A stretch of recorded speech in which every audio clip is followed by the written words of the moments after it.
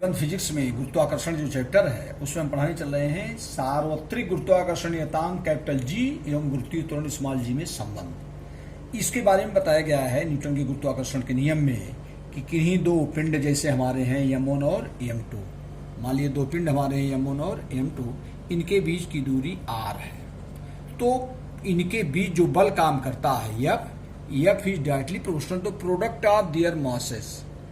किन्हीं दो पदार्थी कणों के बीच कार्य करने वाले जो मास पार्टिकल्स हमारे हैं, इनके बीच कार्य करने वाला गुरुत्वाकर्षण बल इनके द्रव्यमानों के गुणनफल के समानुपाती और इनके बीच की दूरी के वर्ग के व्युत्क्रमानुपाती होता है। The force gravitational force between two mass particle is directly proportional to the product of their masses and inversely proportional to the square of the distance between them. तो जब दोनों को एक मिलाते हैं तो F is proportional to m1 m2 upon r square, या F is equal to capital G into होता है m1 m2 upon r square. यही हमारा कैपिटल G जो है, इसी को हम कहते हैं गुरुत्वाकर्षण नियतांक। इसका नाम है सार्वत्रिक गुरुत्वाकर्षण नियतांक, यूनिवर्सल ग्रेविटेशनल कांस्टेंट। क्यों इसको कहते हैं? क्योंकि पूरे ब्रह्मांड में इसका मान हर जगह फिक्स होता है और ये जी की वैल्यू जो होती है हमारा 6.67 इंटू 10⁻⁻11 न्यूटन मीटर स्क्वायर प्रति किलोग्राम स्क्वायर। ये इसकी यूनिट पूरे ब्रह्मांड में फिक्स होती है। ये हमारा है कैपिटल जी। अब ये स्मॉल जी क्या है? स्मॉल जी है गुरुत्वीय त्वरण। जब कोई वस्तु पृथ्वी के गुरुत्व क्षेत्र मतलब क्या अर्थ जो हमारी होती है, सारे पार्टिकल्स को अपनी तरफ क्या करती है? अट्रैक्ट करती है।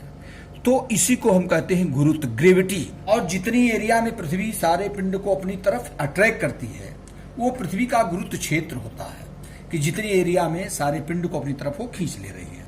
जब कोई वस्तु पृथ्वी के गुरुत्व क्षेत्र के अंतर्गत करती है तो उसमें एक त्वरण उत्पन्न होता है जिसकी दिशा सदैव पृथ्वी की ओर होती है। उसी को हम गुरुत्वीय त्वरण कहते हैं। वही पृथ्वी जब पिंड पर बल लगाती है तो वस्तु के वेग में परिवर्तन होता है, और वो जो त्वरण होता है वेग परिवर्तन के कारण, उसी को हम गुरुत्वीय त्वरण कहते हैं। तो शॉर्ट में हम कह सकते हैं कि जब कोई वस्तु पृथ्वी के गुरुत्व क्षेत्र के अंतर्गत गति करती है तो उसमें एक त्वरण उत्पन्न होता है, या कह सकते हैं उस पर एक बल लगता है जिसे गुरुत्वीय बल कहते हैं। इस बल के कारण वस्तु में जो त्वरण उत्पन्न होता है उसे गुरुत्वीय त्वरण कहते हैं, और गुरुत्वीय त्वरण को हम स्मॉल जी से प्रदर्शित करते हैं, स्मॉल जी। और इसका जो स्टैंडर्ड वैल्यू होता है वो 9.8 मीटर प्रति सेकंड स्क्वायर होता है। स्मॉल जी की वैल्यू जो होता है 9.8 मीटर प्रति सेकंड स्क्वायर होता है। लेकिन ये स्टैंडर्ड वैल्यू है, लेकिन इस जी का मान चेंज भी होता है। पृथ्वी तल से ऊपर जाने पर इस जी का मान घटता है, और पृथ्वी तल से नीचे जाने पर भी इस जी का मान घटता है।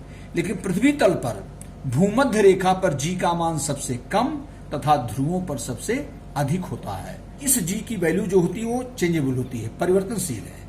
पृथ्वी तल पर भूमध्य रेखा पर जी का मान सबसे कम तथा ध्रुवों पर, पोल्स पर, पृथ्वी के जो नॉर्थ और साउथ पोल है उस पर जी का मान सबसे अधिक होता है।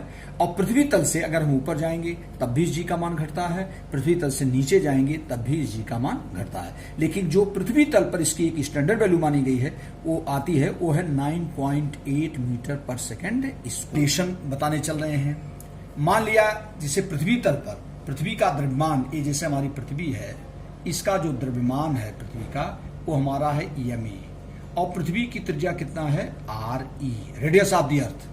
और इसी पृथ्वी तल पर कोई हमारा पिंड है जिसका द्रव्यमान है m, स्मॉल m। अब न्यूटन के गुरुत्वाकर्षण बल से, अब यहां पर सुनो, हमारा जो किसी वस्तु का जो भार होता, भार की क्या डेफिनेशन होती है? किसी वस्तु को पृथ्वी जिस बल से अपनी ओर आकर्षित करती है वही पिंड का भार होता है, और पिंड का भार W बराबर होता है mg। पृथ्वी का द्रव्यमान me क्यों लेते हैं? मास ऑफ द अर्थ, तथा त्रिज्या, रेडियस जो पृथ्वी के है, तथा त्रिज्या re है, रेडियस ऑफ द अर्थ। पृथ्वी तल पर कोई पिंड स्थित है जिसका द्रव्यमान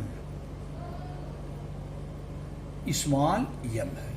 अब जरा ध्यान दीजिए, तो इस पृथ्वी पर रखा तो पृथ्वी, इसका भार कितना होगा? तो पिंड का भार W ये बराबर होता है mg। ये क्या होता है, भार की डिफिनेशन क्या होती है, जरा ध्यान दो। पिंड का भार W, ये जो भार होता है पिंड का भार W बराबर होता है mg। और भार क्या होता है, किसी वस्तु को पृथ्वी जिस बल से अपनी ओर आकर्षित करती है, किसी वस्तु को पृथ्वी जिस बल से अपनी ओर आकर्षित करती है वही पिंड का भार होता है।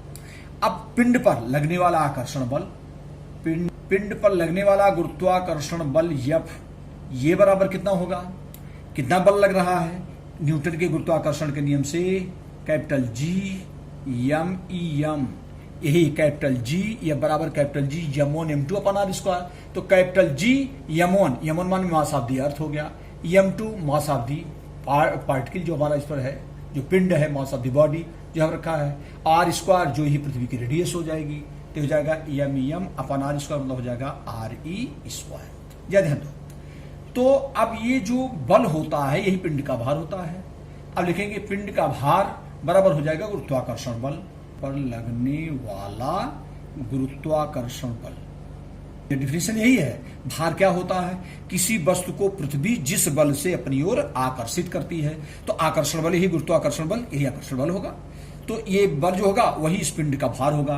तो पिंड का भार हो गया mg इज इक्वल टू पिंड पर लगने वाला गुरुत्वाकर्षण बल कितना हो गया, capital G m e m अपान re स्क्वायर। स्मॉल m से स्मॉल m क्या हो जाएगा, कैंसिल हो जाएगा, तो कैपिटल G इक्वल टू आ जाएगा G m e अपान re स्क्वायर। ये है कैपिटल G स्मॉल g में संबंध, या इसको लिख सकते हैं G m e बराबर हो जाएगा G re स्क्वायर, चाहे यूं लिखो चाहे लिखो।